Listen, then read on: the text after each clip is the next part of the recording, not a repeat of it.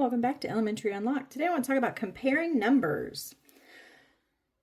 We want to talk about symbols. So if it's opening towards the left, this is greater than. If it is opening towards the right, that is less than. And then of course this is equal.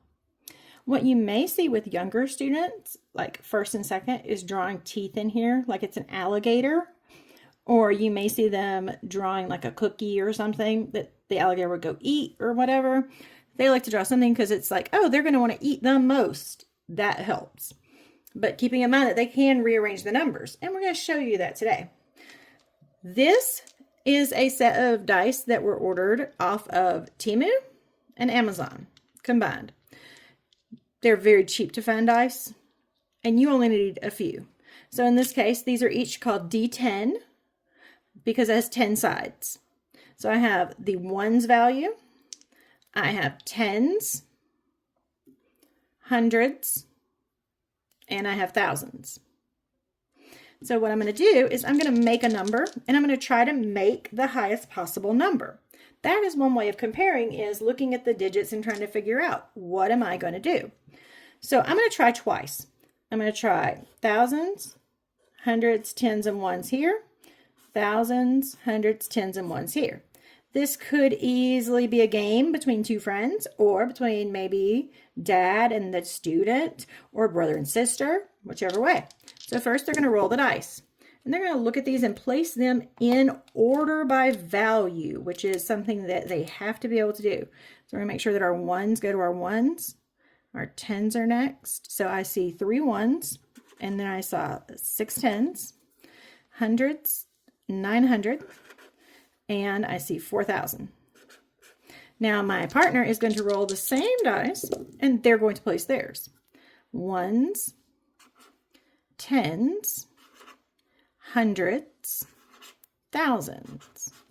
And then they can look at these. The 4s are the same, but the 9 and the 8 are where we have a difference. 900 is greater, so this person would get the point. That's one way to do comparing. Now, another way to do the same type of game, if you only have one D10 dice, just one, this is where you can have the child practice alone to try to make the largest possible number they can with it. So they'll roll that number, and whatever they get, they have to choose where to put it. So in this case, I rolled a 1. If I'm trying to get the largest possible number, I do not want to put that 1 in my thousands place, because that's not a high valued digit. I'm going to put it in my ones place. Now, you can flip this game and do it where you're trying to make the lowest possible number. That is another strategy. Okay, I've got a 3. Again, another low value. Ooh, 5. I am holding out hope that I'm getting something higher. 9, yes. Okay, so that's pretty high. Then when I try it again to make a new number, is my new number going to beat it or not? Ooh, 9, got lucky. Okay, let's see what we got. 2, keep it pretty low. 3, all right, this is the deciding factor. If it's higher than a 6, this one wins. If it's lower than a 6, this one wins. And it is a 5. It is lower. Oh, it's the same. Uh-oh, look at that. 9,000, 9,000, 500, 500, 30, 30, 1, 2. Ooh, this went all the way down to the ones place. So 9,531 is less than 9,532. Now, you could also flip that around.